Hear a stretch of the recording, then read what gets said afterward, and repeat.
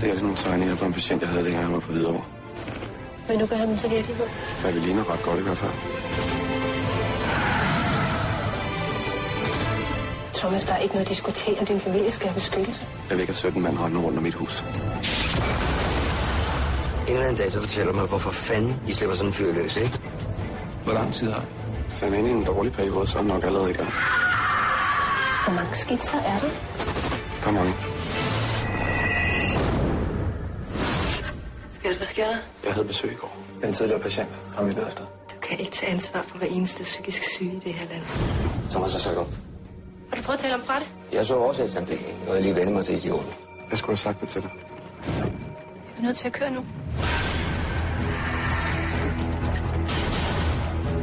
Jeg tog fejl, ja. Jeg har ikke lyttet.